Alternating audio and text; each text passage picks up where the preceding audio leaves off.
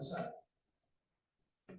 Recuerdo que el próximo lunes 2 de junio va a hablar Patricio de Giorgis sobre la geopolítica de la misericordia, claves del pensamiento internacional del Papa, Papa Francisco, perdón. Bueno, muy brevemente, quiero iniciar esta presentación recordando un pensamiento de Václav Havel, que decía: la desventaja natural de la democracia consiste en que ata las manos a los que la toman en serio, mientras que a las que no la toman en serio les permite casi todo. En una Argentina que en su historia cuentan cientos de muertos, víctimas del odio usado por ideologías que propiciaban la violencia como método de acción política, nos preocupa que hoy, desde las más altas esferas, se sostenga que es necesario odiar más aún al periodismo, especialmente a algunos de quienes ejercen esa profesión dignamente. El objetivo final de quienes propician el odio al periodismo es conseguir que la gente distraiga al periodista, no cree en sus palabras y conseguir con ello impunidad frente a todo lo que haga. Impunidad para ejercer libremente toda forma de autoritarismo.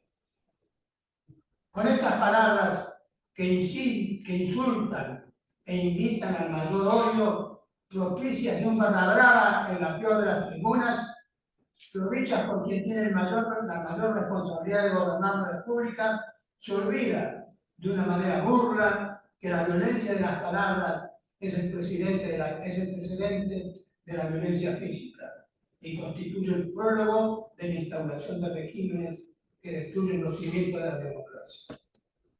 Como acaba de afirmar el Papa León IV en su primer discurso ante el cuerpo diplomático, debemos medir el lenguaje, porque también se puede ir y matar con las palabras, no solo con las armas. Una de las razones por las cuales es importante contar con Claudio Efraín en esta tarde es porque, perteneciendo a una de las profesiones más atacadas por un lenguaje violento e irracional, Claudio, en ejercicio responsable de su profesión, no se suma a quienes propician esta declaración de la República y mantiene el equilibrio y la racionalidad en todos sus trabajos, sumando su esfuerzo al de todos los que podemos gritar que se agreguen más capítulos violentos a aquellos que recuerdan los años más dolorosos y vergonzosos de nuestra historia. Es posible que haya algunos argentinos que de nuestro pasado todavía no hayan aprendido nada. Hoy, Claudio Efraín nos hablará sobre el periodismo, una institución de la República Antigua.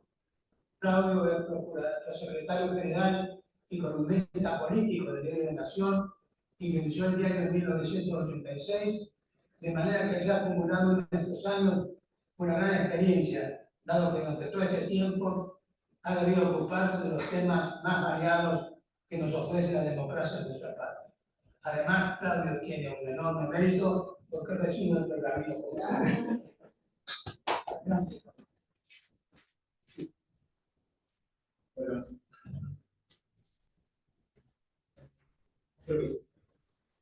Bueno, primero, muchísimas gracias. Creo que después lo he dicho por Horacio, mucho más que me voy a agregar, pero bueno, me he venido preparado para esta oración y no la voy a dejar pasar. Primero, gracias. Realmente, cuando hace unos meses me sugirió la idea de venir a esta casa, me sentí profundamente honrado. Lo consideré un enorme honor, pero también me produjo una gran alegría. La alegría se basaba en que entender que la preocupación que teníamos muchos colegas y gente de los medios por la crítica situación de la precariedad del periodismo podía ser compartida por otros actores, como son ustedes, de gran predicamento de influencia, verdaderos referentes y exponentes del análisis riguroso, el pensamiento crítico y el compromiso con la democracia liberal y la. Hoy debo decirles esos sentimientos se han profundizado. Sobre todo, porque, como dice la vieja ironía, qué bien que estábamos cuando estábamos mal. En ese deterioro es un hecho constatado y constatado. Numerosos registros lo demuestran. La crítica situación, los ataques y las amenazas dependen sobre el periodismo profesional y el cargo del periodismo profesional solo se ha ido agravando con el correr de los meses. El acontecimiento se arregla. La multiplicación y profundización de las agresiones, la sofisticación, tanto como la brutalidad de los métodos, así como los desafíos, han crecido de manera exponencial en nuestro país, pero también en el mundo. Déjenme ahora detener un instante en la primera parte del título de esta exposición, como institución de la democracia, para poder explicar por qué me alegra que esta situación no sea solo una preocupación de los periodistas. Antes de detallar cuáles, en mi entender, son los riesgos que enfrenta esta profesión y sus consecuencias para la democracia. La bibliografía, como ustedes saben, es abundante en cuanto al reconocimiento del periodismo como un sujeto articulador, ejecutor y garante de la libertad de prensa, consagrada en el artículo 14 de la Constitución Nacional, así como del derecho humano esencial a estar informado de los ciudadanos. Este principio es hablado por leyes nacionales, tratados internacionales, fallos de la Corte Suprema de Justicia y tribunales internacionales que en muchos casos han sido fruto de la demanda de periodistas y organizaciones periodísticas en el mundo. Y han dado lugar a la instauración de nuevos derechos en el corpus legal, como es la protección del secreto de las fuentes periodísticas, o el acceso a la información pública, entre otras nobles instituciones que protegen la libertad de prensa y el consecuente ejercicio del periodismo. Considero necesario aclarar que hablo de periodismo profesional, aquel cuyo interés, premisa y objetivo es la búsqueda de la verdad, la constatación de los hechos, el análisis fundado, el contraste de fuentes, la información rigurosa, el apego a principios éticos, la interpelación al poder, el uso de la palabra y las imágenes, así como su publicación con responsabilidad, basado en lo que el maestro de periodistas español Miguel Ángel Martínez llamaba la pretensión de neutralidad, para no hablar de una objetividad siempre imposible. Todo eso bien lo ha renovado recientemente en el Día Mundial de la Libertad de Expresión, la Academia Nacional de Periodismo, con la publicación de los 20 principios permanentes del periodismo. Obviamente, estas premisas se encuentran muy lejos de la comunicación partidista o sectaria, de la propaganda y de la mera defensa de intereses particulares. Consideraciones y premisas que ignoran, niegan, descalifican o ridiculizan quienes procuran evitar que el periodismo cumpla con su tarea, saque a la luz lo que es de interés público que ellos prefieren ocultar que se sepa. Se trata de una profesión que, como tal, tiene apenas poco más de un siglo, que ha sido producto, motor y sostén del advenimiento y la expansión de la democracia, de las libertades individuales y del acceso al conocimiento en todo el planeta en la edad contemporánea. Un verdadero producto de la modernidad, que la postmodernidad está poniendo en cuestión, y que tuvo su apogeo en los últimos 30 años y se encuentra hoy en remisión, al igual que la vigencia plena de la democracia liberal. Por eso, periodismo profesional y democracia son elementos indisociables de los que depende la vigencia de derechos humanos fundamentales. El vigor, la calidad y la buena salud de uno están estrechamente vinculadas a la democracia. Como lo han señalado una miríada de autores, desde el filósofo Jürgen Habermas al reconocido periodista y escritor Walter Lippmann, y numerosos constitucionalistas y juristas internacionales nacionales como Germán Vidal Campos, Gregorio Guarén, quien tenemos aquí. Sin prensa libre y periodismo profesional coinciden todos, no hay democracia libre. Como ha postulado Washington Post, democracy dies in the darkness. La democracia muere en la oscuridad. O como ha sentenciado hace pocos días el editor general del New York Times, A.G. Salbrunner, para que haya un pueblo libre debe haber una prensa libre. Todas estas definiciones se encuentran su correlato en la teoría política, en postulados como por ejemplo la accountability vertical, desarrollado por el politólogo argentino Guillermo Roca. Este concepto, la rendición de cuentas del poder político, no depende solo del sometimiento regular al escrutinio electoral o a los agentes de control interestatal, sino también de la constante vigilancia y control efectivo de la responsabilidad que ejerce la ciudadanía a través de sus instituciones. Y entre ellas se encuentra y sobresale el periodismo, por su especificidad, formación técnica, recursos metodológicos, normas éticas y su llegada a la ciudadanía. En similar sentido se ha expresado el politólogo australiano John King en su destacado libro titulado Vida y muerte de la democracia de 2009, en el que instaura el concepto de democracia monitorizada, en el cual el periodismo está llamado a jugar un papel fundamental en la vigilancia del poder público, investigando e informando a los ciudadanos sobre el cumplimiento o violación de principios legales y éticos por parte de sus representantes y de los funcionarios públicos. En nuestro país sobran ejemplos de lo que eso significa en la práctica. La investigación, revelación, conocimiento y difusión de casos de corrupción y abusos de poder desde la recuperación de la democracia hasta ahora, hechos por el periodismo profesional, demuestran con claridad el papel central, casi excluyente, que ha tenido para que se lleven a la luz. En la mayoría de los casos, la publicación de estas investigaciones precedieron y dieron lugar luego a causas judiciales que en una gran mayoría terminaron encontrando evidencia y corroborándolos, a pesar de la morosidad casi sistemática que se ha mostrado en su investigación, mucho más para llegar a una. La teoría y la práctica se conjugan así para confirmar y ratificar la condición del periodismo como institución nuclear de la democracia. Esa institución está hoy en riesgo, probablemente más que nunca, por una combinación de factores, una verdadera tormenta perfecta, tan en riesgo o más que en épocas en las que imperaron decididamente regímenes autoritarios y estados de excepción, que la limitaban de forma explícita o directamente desconocían y atacaban directamente la libertad de expresión, la libertad de prensa y el libre ejercicio del periodismo profesional. La memoria nos hace saber lo que eso fue y nos debería impedir lo que esté pasando.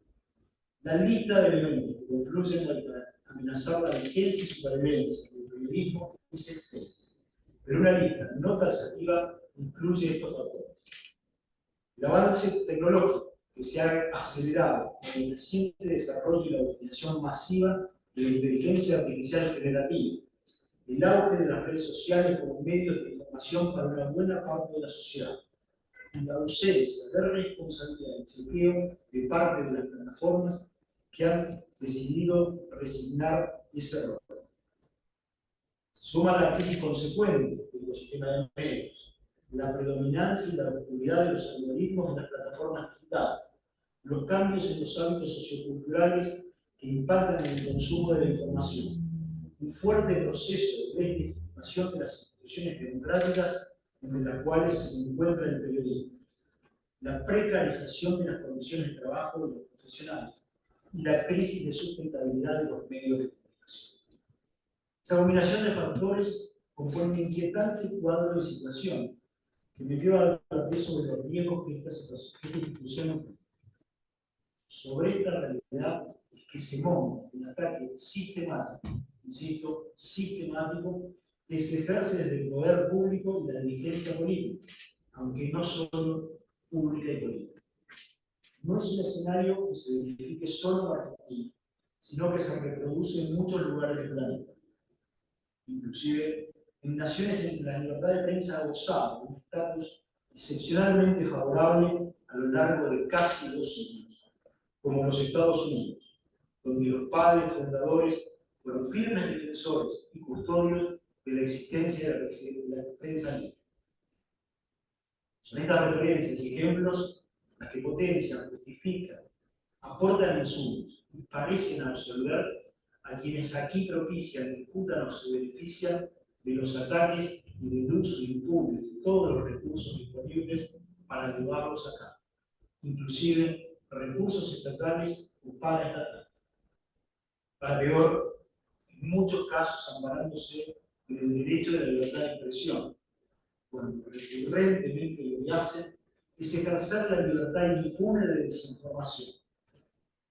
Muchas de esas condiciones adversas se ven agravadas en la Argentina por condiciones estructurales, la debilidad institucional, los efectos de los recurrentes y sucesivas crisis económicas, la relativa y siempre cajaqueada independencia de los poderes, especialmente del Poder Judicial, garante último del Estado de Derecho, y una larga anomia que los caracteriza. Existe un ambiente propicio para el embate de los poderes, en especial del poder político, que a lo largo de los últimos años tuvo auspicios durante los gobiernos kirchneristas y ahora los alcanza durante el gobierno de Javier Milei. Las fronteras que corrió la administración kirchnerista están siendo recorridas y a punto de ser traspasadas por el actual gobierno nacional. Y este plano no quiero rehuir la responsabilidad que nos cabe a los periodistas y a los medios de comunicación, de manera colectiva, por el deterioro, el pago y la pérdida de prestigio social, aun cuando sobran los muy buenos ejemplos y las muestras cotidianas que podemos apreciar de periodismo de calidad, con investigaciones rigurosas y valientes, formas creativas para presentar la información de calidad y la inversión constante de herramientas y capacitación. Pero también debemos admitir que han abundado y abundan los casos de mala praxis, el desapego a principios éticos, falta de rigor profesional y permisividad o publicidad con factores de poder en busca de favores y beneficios. También un sometimiento a la tiranía del rey, del jefe o del impacto morboso para movilizar audiencias y tener alcance y visibilidad, estimulando emociones generalmente negativas, antes que apelar a la razón con recursos directos. La suma de debilidades y defecciones ha dado sustento y excusas a quienes atacan y buscaban al periodismo, aunque como dije, sobren los ejemplos que honran a la profesión por su apego inclaudicable a los principios éticos, a la calidad y al rigor profesional.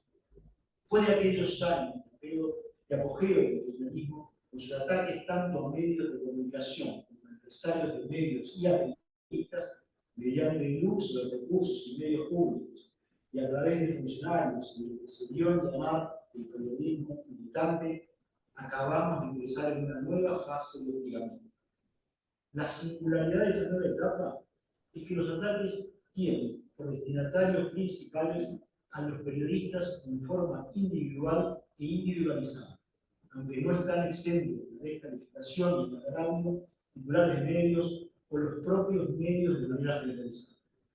Pero la anomalía mayor se registra en la sistemática difamación, estigmatización y descalificación que se ejerce y se convalida desde lo más alto del poder político. Es el propio presidente de la Nación quien se encuentra en la avanzada de esos ataques discursivos, tanto por iniciativa e inventiva propia, como por la reproducción de agravios lanzados por seguidores, comunicadores, influencers y militantes oficialistas, y hasta por funcionarios nacionales y una especie de militancia digital que encuentra aval en la máxima autoridad. Los embates no se limitan al plano verbal en discursos y mensajes en redes o apariciones en medios de comunicación tradicional. También se recurre, cada vez con más frecuencia, a la producción de noticias falsas. Acabamos de verlo en la reciente elección protesta. A la tergiversación de expresiones de periodistas, a la generación y reproducción de chats falsos destinados a dañar la reputación de periodistas y hasta en algunos casos la fabricación de supuestas pruebas para iniciar acciones judiciales. Es lo que se conoce técnicamente como juicios estratégicos contra la acción pública, Strategic Lawsuits Against Public Participation, SLAPP.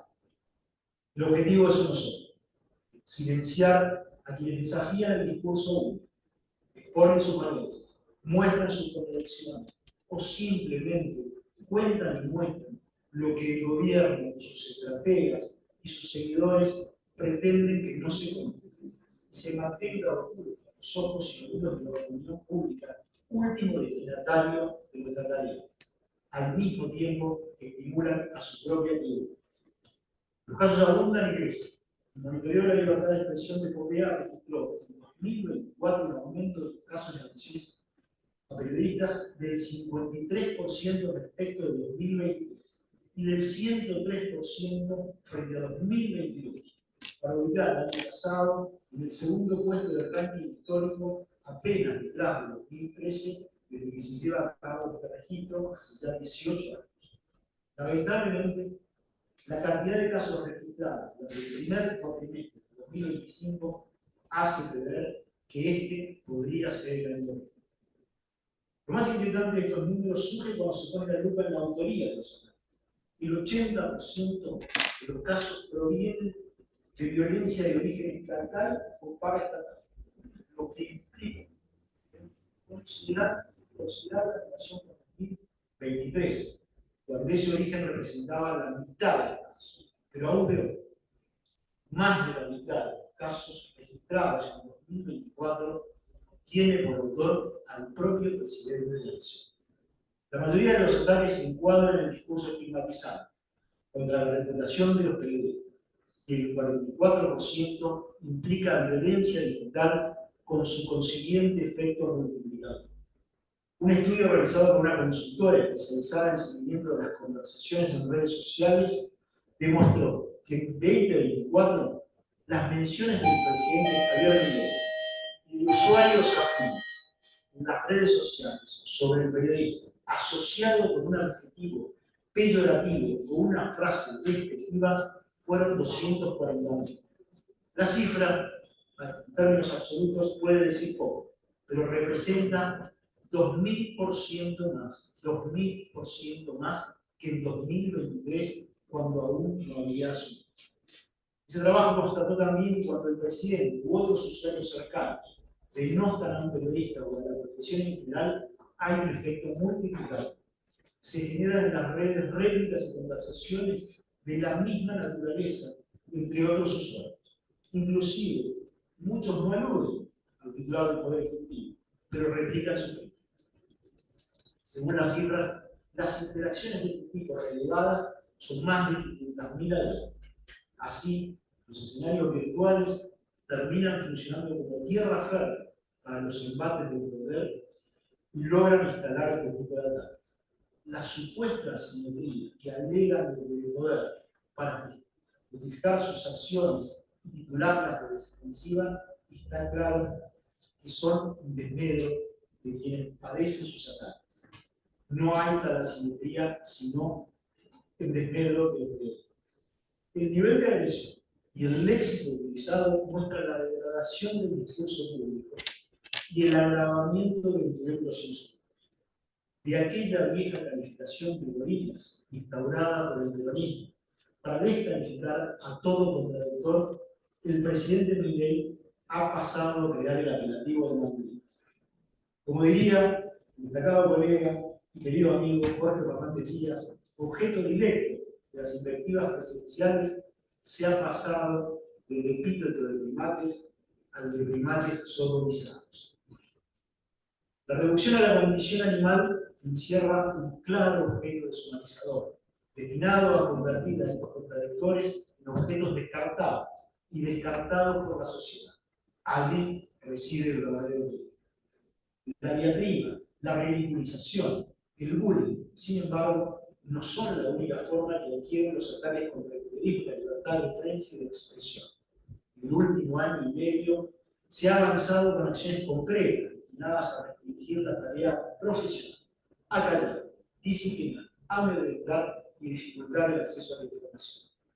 Entre esas acciones se destacan, por orden cronológico, la limitación por la vía de un decreto presidencial simple de la ley de acceso a la información que tanto costó conseguir después de años de lucha de la sociedad civil.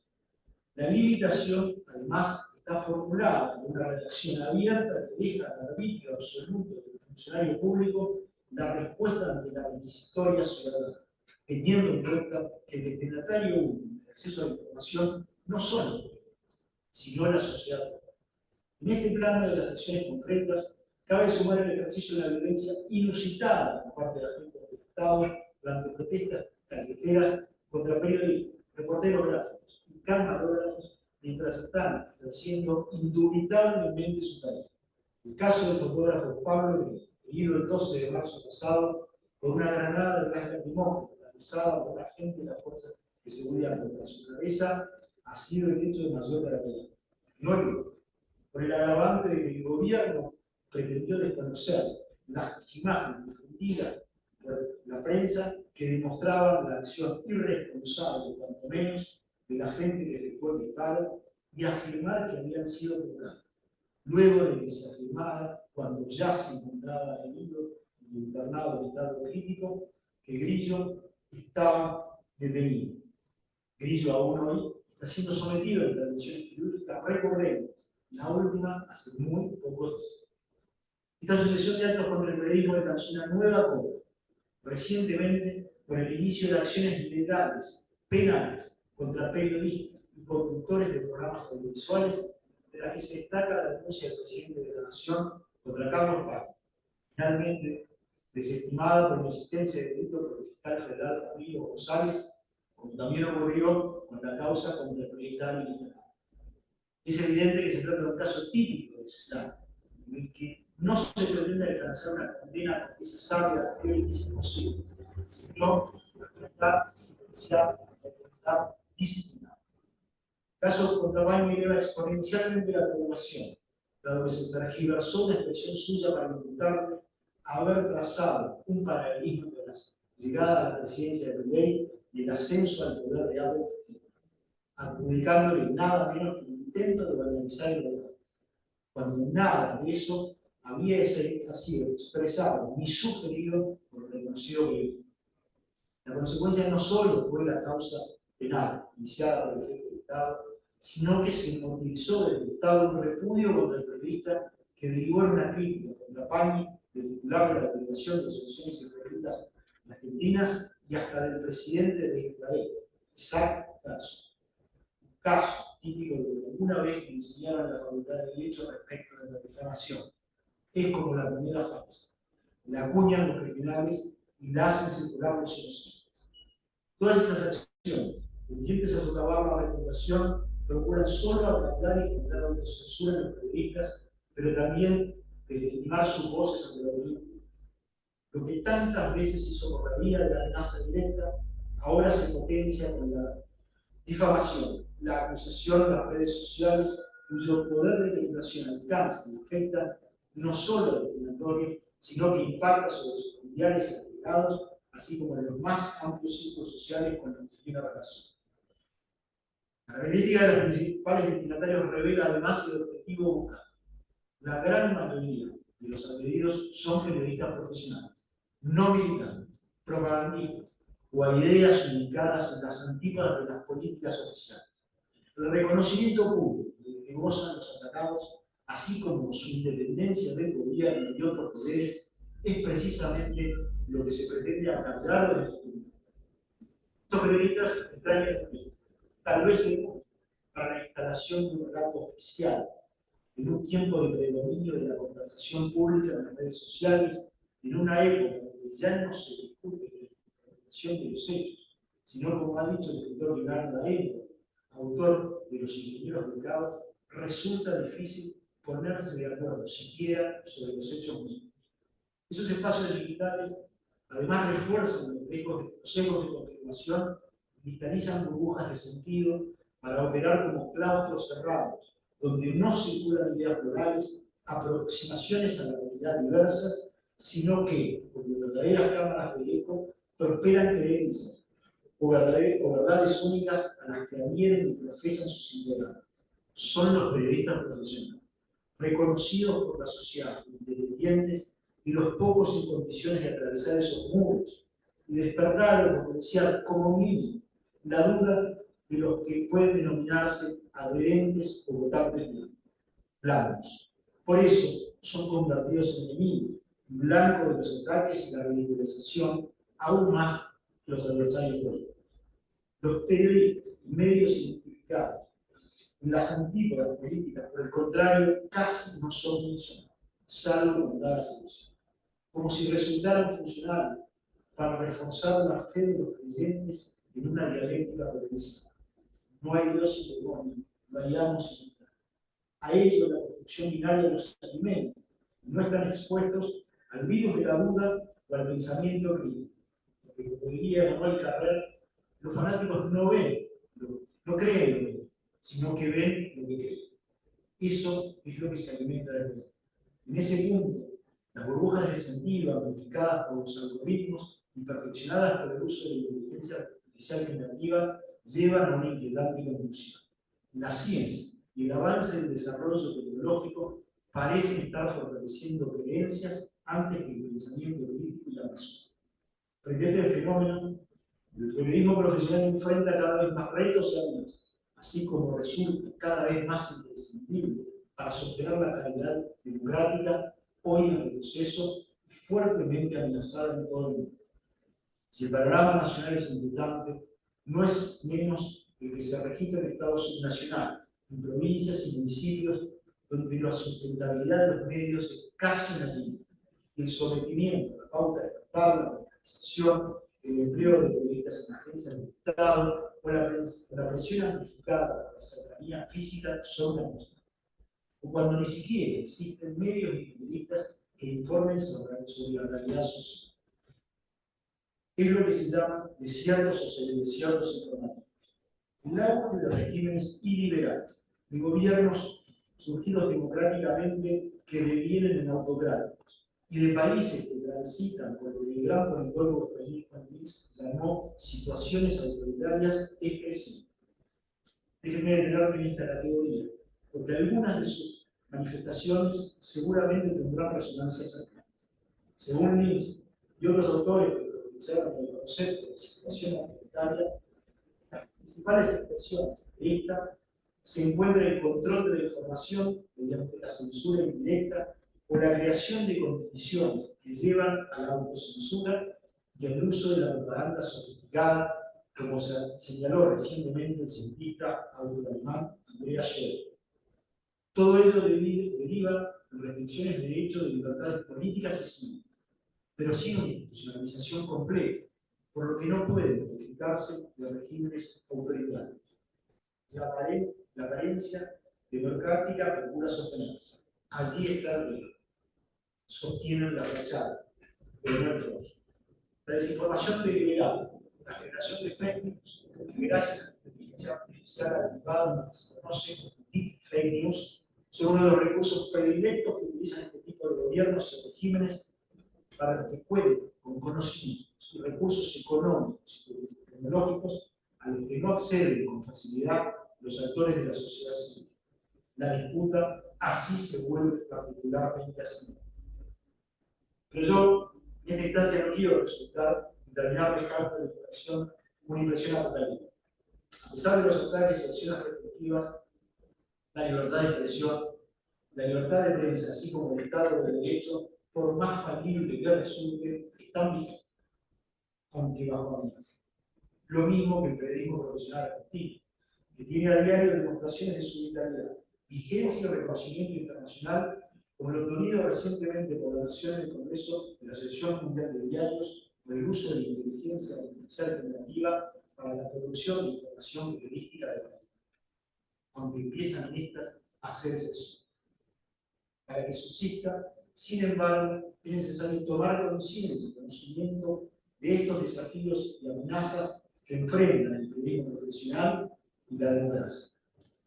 Frente a esta realidad, se requiere cada vez más de capacitación y formación, más creatividad, más inversión, pedagogía social, alfabetización digital, desarrollo del pensamiento crítico y alianzas virtuosas con diferentes sectores y actores de la sociedad civil comprometidos con la democracia y la libertad, así como el apoyo efectivo al periodismo profesional y la atención a la sustentabilidad del sistema de parafraseando lo que pensó, podemos concluir que la defensa y la preservación del periodismo como institución de la democracia es un asunto demasiado serio como para dejarlo solo en manos de los periodistas y los responsables.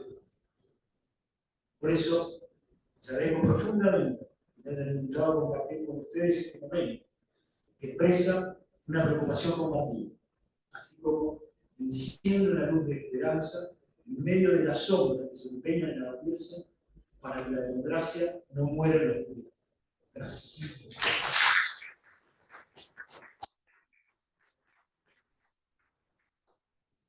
Bueno, quedamos abiertos a las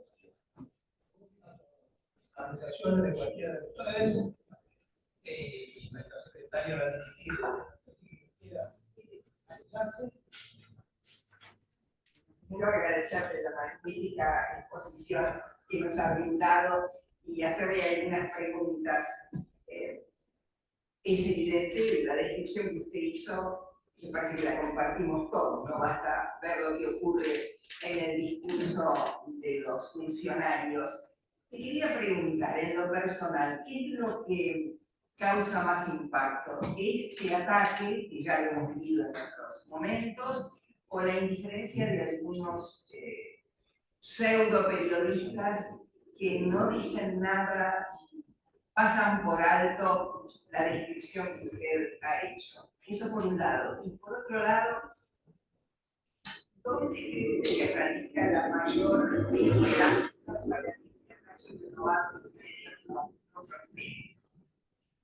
Yo lo que digo es, sí, obviamente que impacta mucho que quienes se dicen colegas no reaccionen frente a esto o directamente sean cómplices. Lo digo deliberadamente, uso la palabra. Al mismo tiempo, debo decir que también me preocupa seriamente que muchos actores y dirigentes políticos tampoco reaccionen. Nos ha tocado el año pasado asistir a una reunión de la Comisión de Libertad de Expresión de la Cámara de Diputados, donde se montó un show con la actividad ante la complacencia de muchos diputados que no son del oficialismo y que avalaron esa comunidad. Frente a eso, la sensación de desamparo es demasiado profunda. Y me parece que, además de incomprensión de lo que significa para la dirigencia del tema del mundo.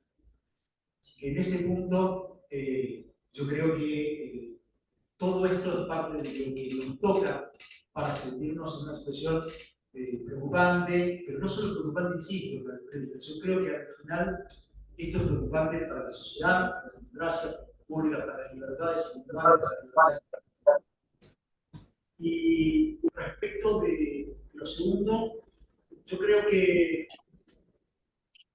la vitalidad que todavía muestran muchos periodistas, muchos medios de comunicación que contra todas estas dificultades que he mencionado, se empeñan en seguir ejerciendo, desarrollando, financiando, invirtiendo en el periodismo.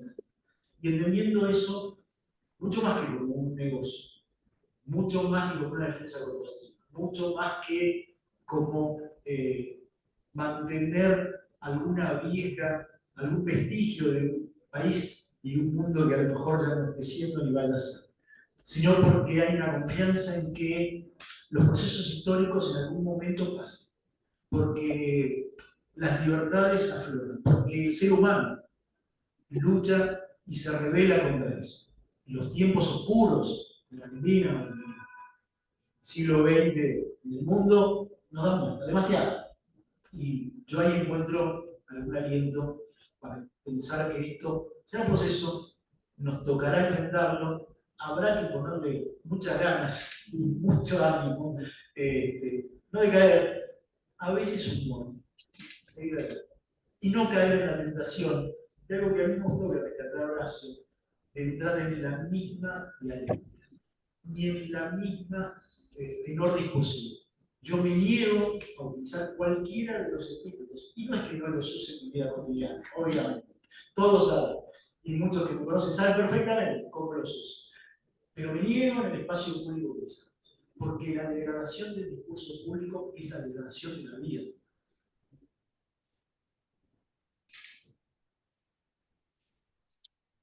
Gracias,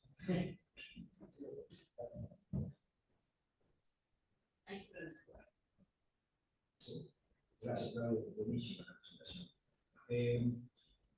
Voy a una cosa más puntual. Vos mencionaste la incidencia de las tecnologías nuevas y los cambios que eso produce en la comunicación y la formación de la opinión pública. Pero me da la impresión que no está muy trabajada la posibilidad de proteger la comunicación y la ecuanimidad y el acceso de todos. ¿Has estado pensando de eso? Bueno, sí, digo, como una defensa frente al Gordo Ban y compañía. Sí, yo creo que ahí hay como un escenario de múltiples dimensiones.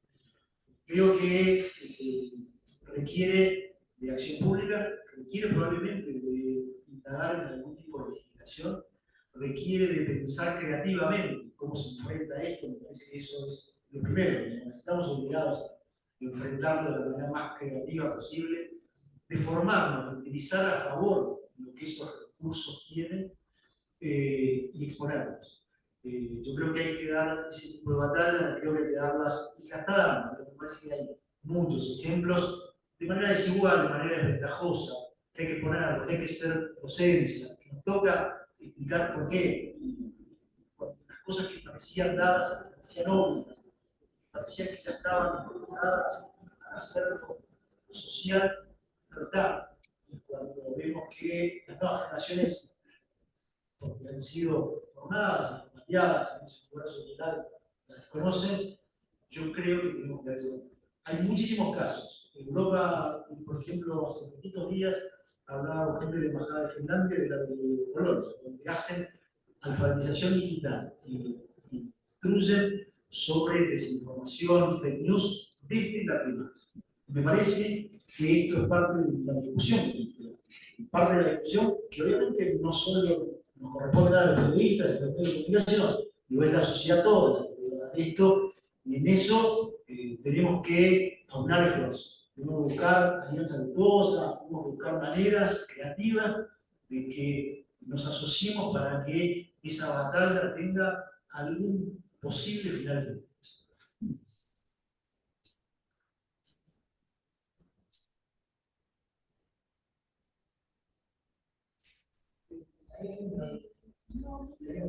Virtualmente mucha presencia. No sé si realmente lo que quiera hacer alguna pregunta está invitada.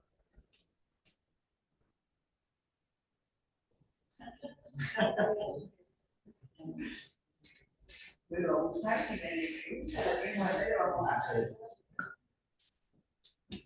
Lo vamos a aprovechar. A mí se me ocurre comparar la época del kirchnerismo con la que tenemos ahora, que se ha acabado, porque en algún punto en la situación anterior se disimulaba en la alta magistratura, si la crítica era muy fuerte, pero no descendían al insulto directo como ahora.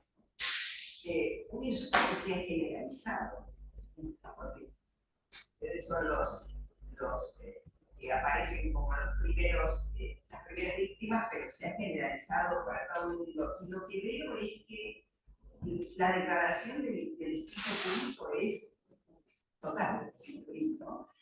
Bueno, se señaló la escuela, y ese es el problema que tenemos. Y no hay alfabetización ni en los medios de comunicación, ni alfabetización siquiera. Ese es un punto gravísimo. ¿Qué hacer entonces? Todo lo que usted dijo es un programa, ¿verdad? Y una responsabilidad para todos. Pero yo siento una mayor indiferencia con el kirchnerismo. Me parece que en el kirchnerismo reaccionábamos de otra manera y más prontamente. Y ahora eso no lo veo. Yo creo que la sociedad es linda. Sí, creo que con el kirchnerismo lo que teníamos, hubo acciones concretas, hubo persecuciones concretas, uso de los recursos del Estado para atacar a los medios, intentos de apropiación, intentos de encarcelamiento. Hemos visto cosas increíbles. Lo que no habíamos visto era, desde la propia primera legislatura, el insulto directo. Se cuidaba por lo menos en eso. había instigación a insultar periodistas, cosas que han sido horribles, tribunales populares, cosas que parecían que habían corrido todas las fronteras. Lo que vemos ahora es que cuenta con el aval, la minimización, lo que ocurrió durante la elección de la Ciudad de Buenos Aires, con la producción de esta fake news, y el aval, la minimización que hizo el propio presidente de la Nación, nos hace elevar las alertas, porque si esto pasó, de manera bastante burda, pero mucha gente distraída pudo haber caído en esta trampa, lo que puede llegar a pasar en próximas elecciones, donde más se pueda sofisticar y donde quienes son los que pueden hacerlo se sienten avalados.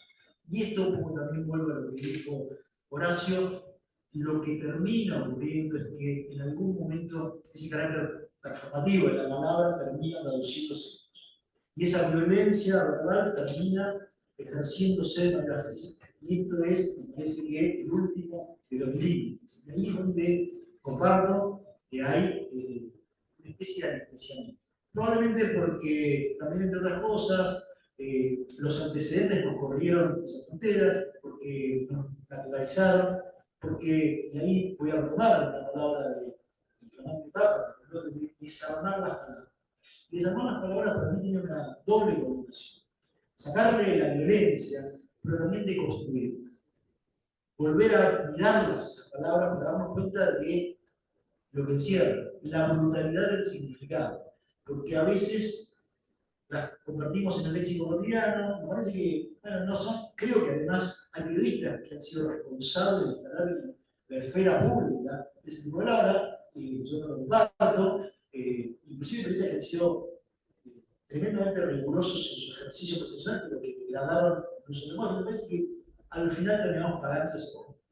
Cuando vemos eso, descubrimos tarde o temprano que pasa. Y hoy, en parte, quienes son las víctimas de esto también han sido los victimarios de esto. Entonces, me parece que esta lección deberíamos aprenderla, nos está costando mucho minimizar, parece que es menor, son las redes, es en definitiva un ámbito virtual, es un chiste, digo el presidente, le falta humor. Bueno, yo creo que con la crueldad no se asume. Y con la crueldad, cuando se la usa de forma sistemática, y a eso se refería también Juan Lins, se degradan las instituciones y se avanza en eso que llamamos situacionalidad. Porque para eso también se hace uso sistemático de la crueldad. Y eso me parece que es algo que hoy deberíamos mirar y poner sobre la mesa.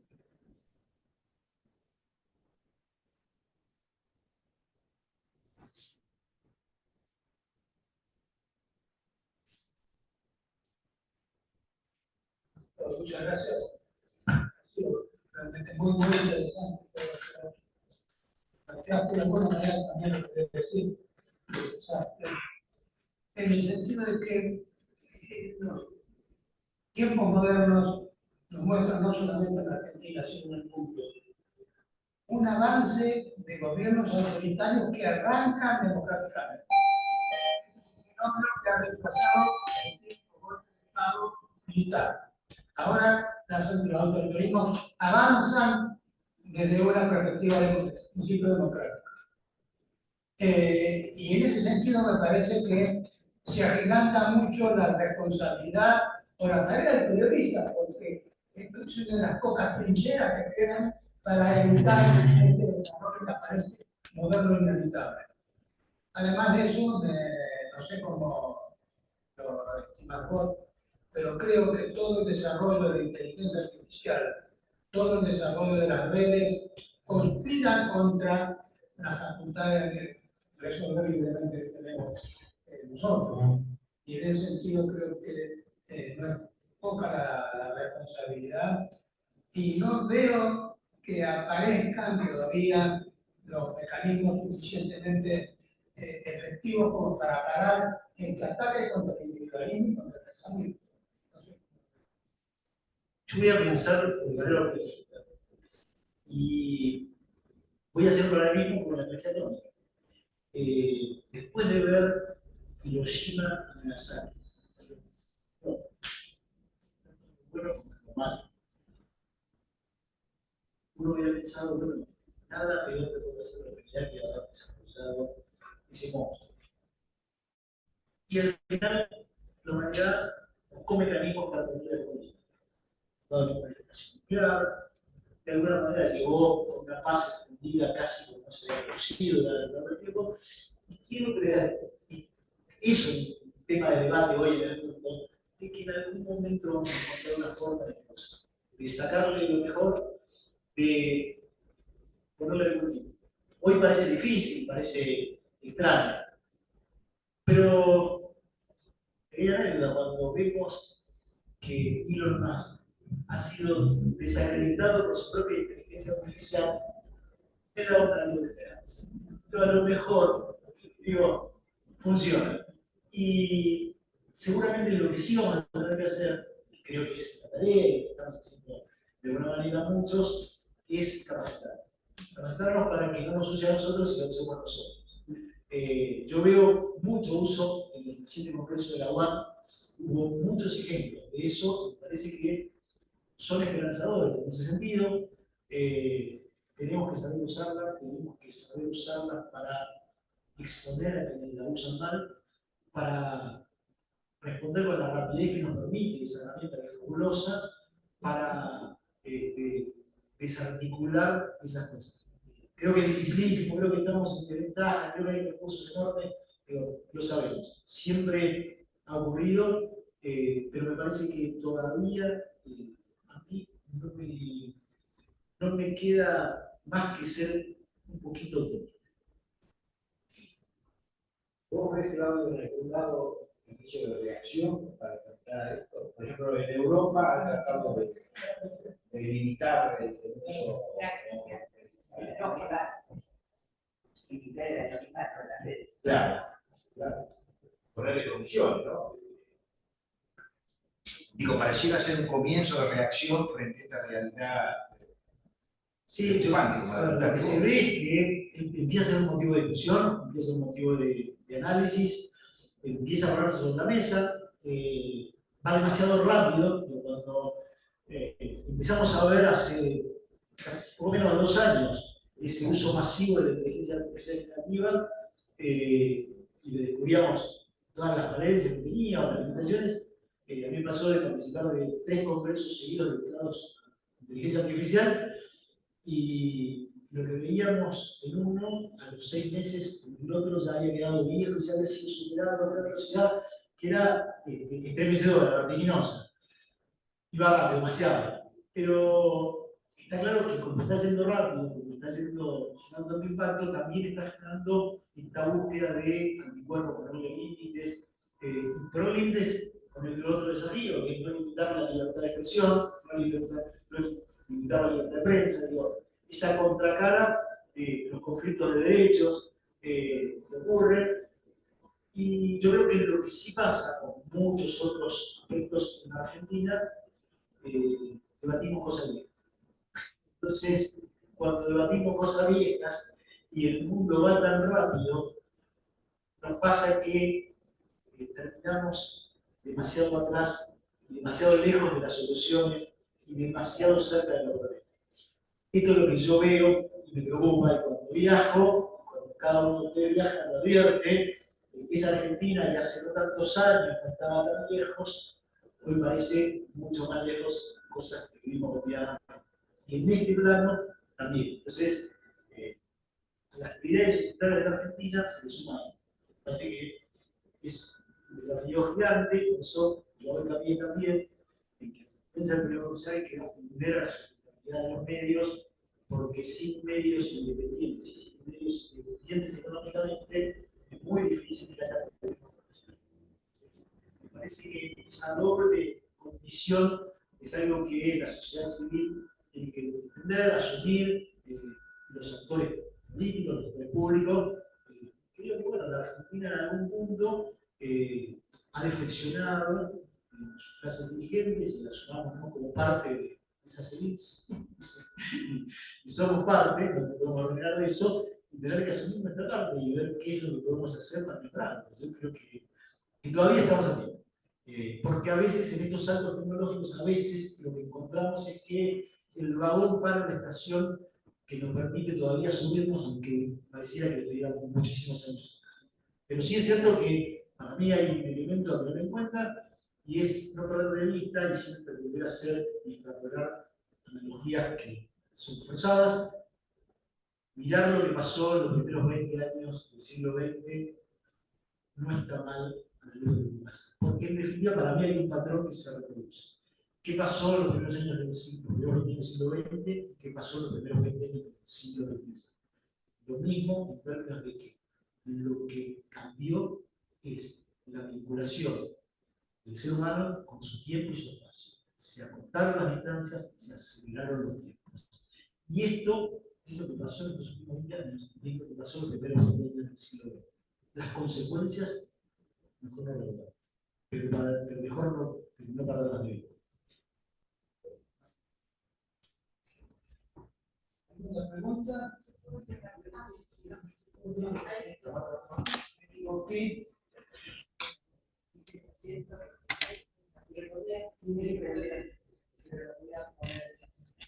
Disculpas por la llegada.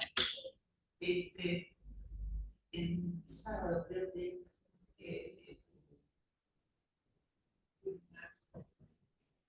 mencionabas algo que a mí me llegó como educadora, ¿no? Y es que muchas de las cosas que están pasando, los ataques al periodismo, tienen que ver con los jóvenes con vocación por el periodismo. Y qué les decimos a ellos, cómo los formamos y no les cortamos el camino de la vocación.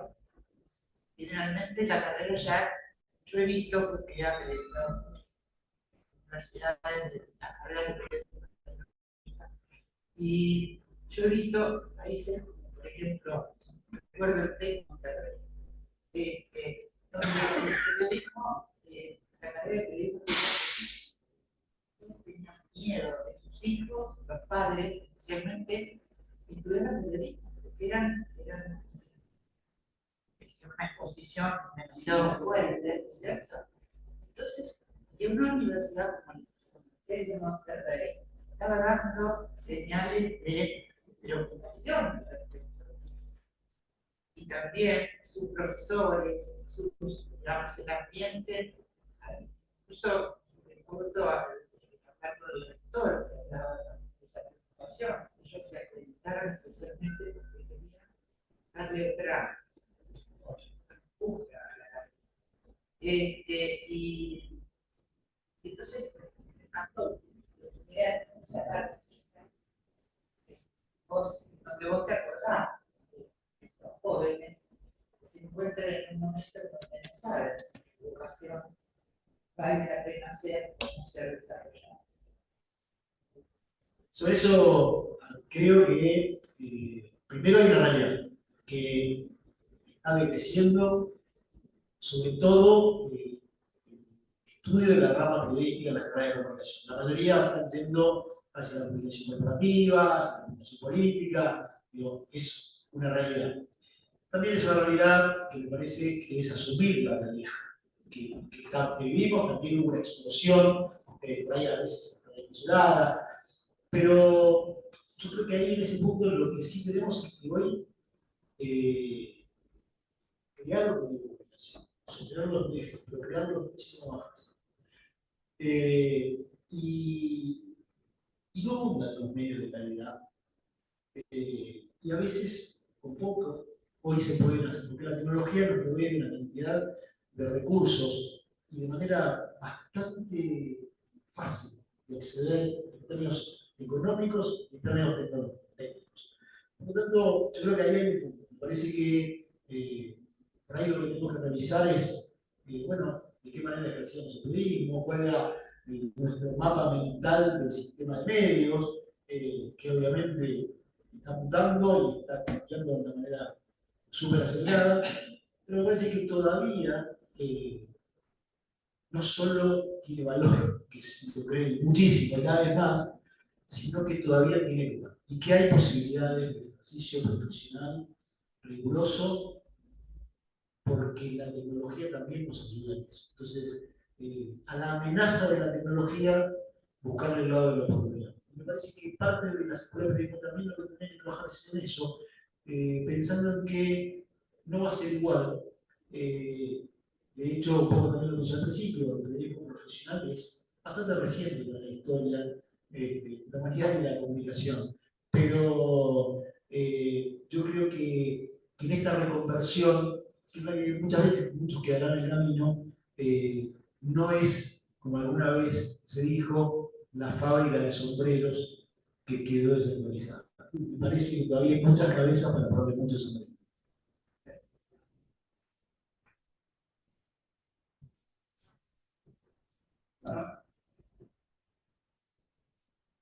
Además, bueno, creo que cabe agradecerte, Claudio, porque fue más que interesante.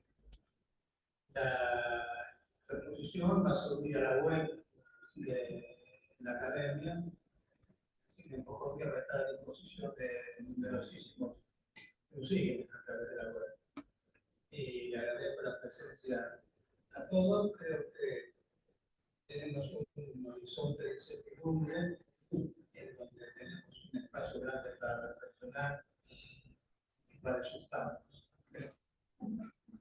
Muchas gracias.